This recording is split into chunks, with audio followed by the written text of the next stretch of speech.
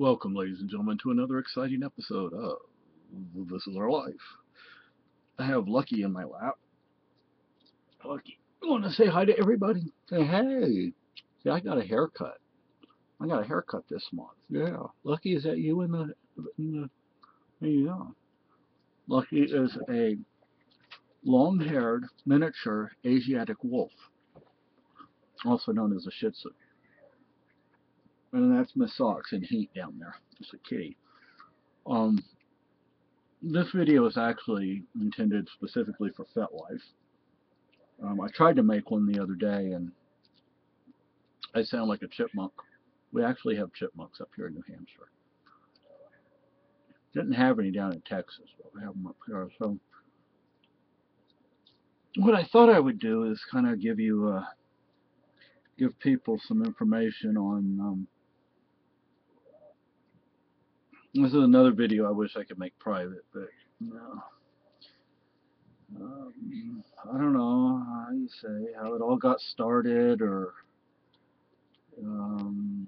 my involvement with being a little and all that. The first time I remember being put back into diapers. I don't know how old I was. We were living on Okinawa, and I I was so young at the time.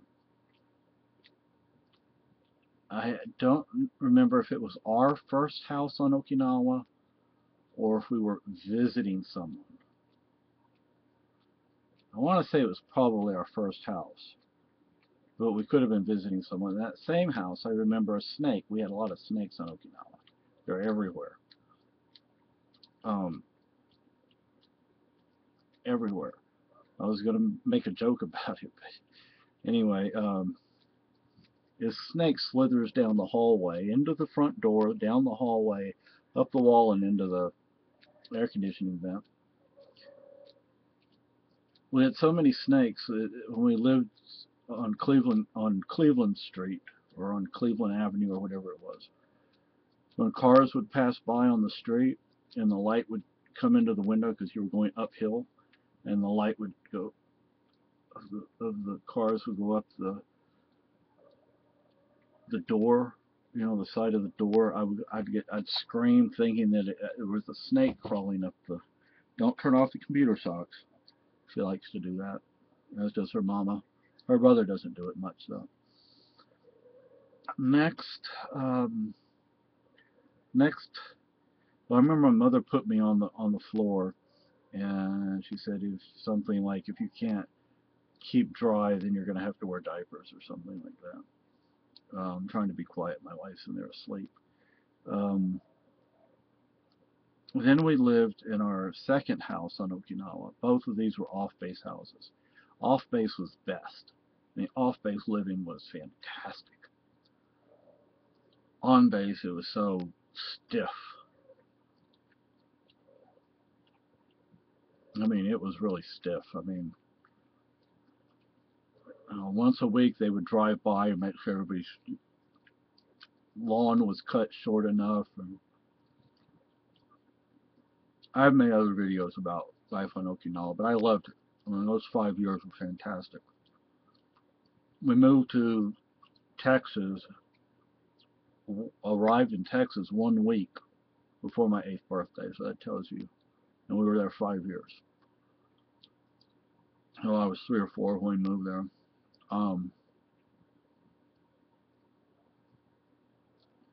It was Spain, Germany, Virginia, Okinawa, Texas. Anyway,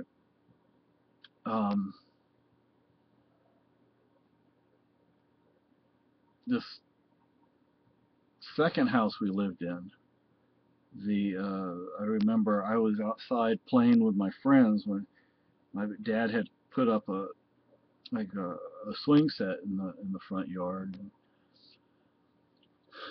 I just wanted to stay out there and play with everybody so bad, and I had to go potty so bad. But it's like I was going to hold it and hold it and hold it because I had to play with my friends. And I just couldn't hold it anymore.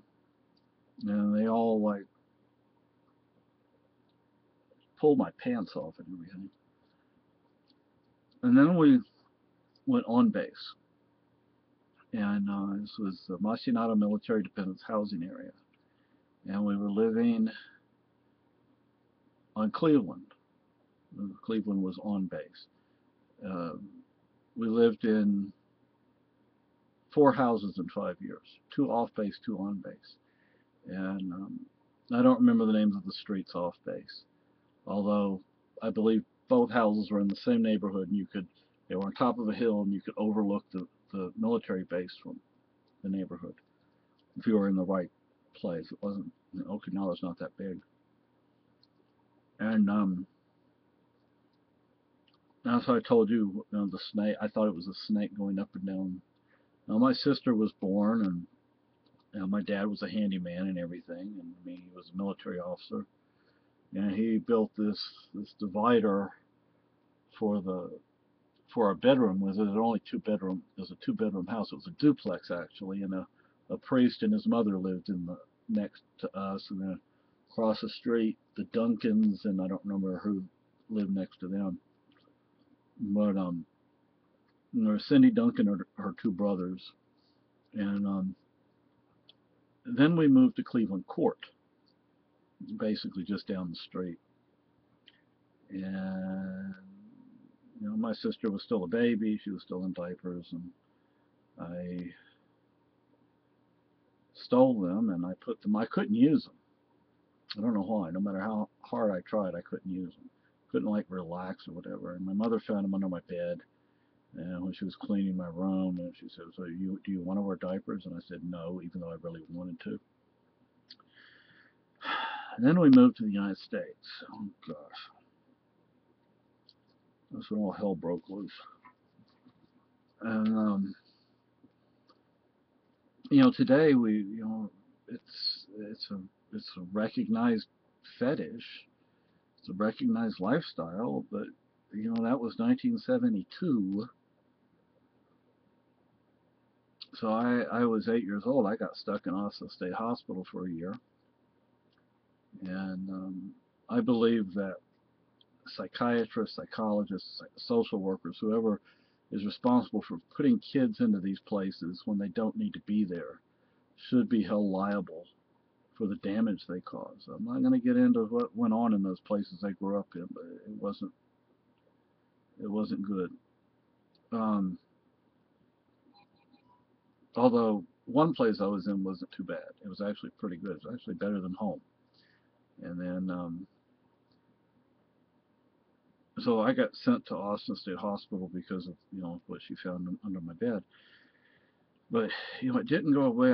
I'll be honest with you. I didn't know how to handle it. I didn't know I needed to hide it, or there were no avenues available. This was the 1970s.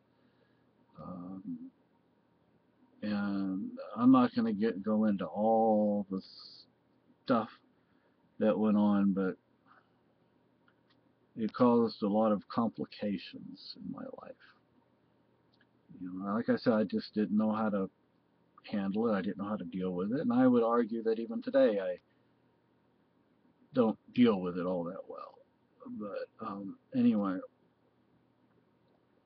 so let's let's skip pretty much the 70s and the 80s, and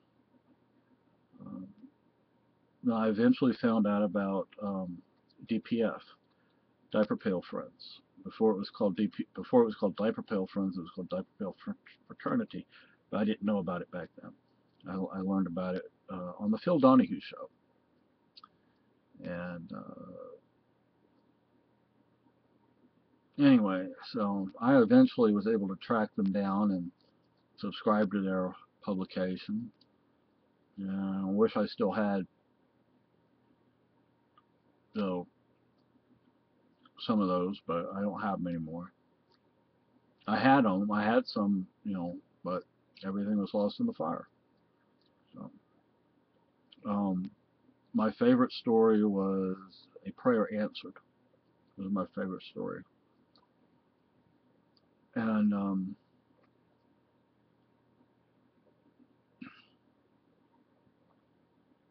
I don't know. Let's see. I'm gonna go to. This is a questionnaire that I copied and pasted. What is your mental age while being a little? About 2 to 3 years old. But I have a hard time uh, getting into that headspace. I just have a hard time doing it. Um, uh, a diaper leak in a public setting, yes. Masked, yes. I was on I was on the what was it? What's it? I don't know if it's still on or not. Gosh, I can't remember the name of that show. This is out of Chicago. Um, goodness, I can't remember the name of the show. Jerry Springer. I believe that the title of the episode was Freaky Sex Fantasies. And I had videotaped it. So that tells you how long ago that, it was during videotape days. And but I don't have the tape anymore. Again, it lost in the fire. Lost everything in that fire. If I would have been home when it happened, I would have saved my cats, and then I would have died. But anyway, I feel bad about what they must have gone through. Um, I just don't have the money to indulge in the lifestyle. I've only met one person, and I was so nervous I didn't know what to say. I just got on my computer and just didn't talk to the person. So that person eventually left. He didn't stay very long. And but I'd like to go to like little munches or whatever. Just in a public setting, just relax. No pressure. Just people talking. Just people getting together and talking, make friends. Um, I don't know. I don't know what else to say.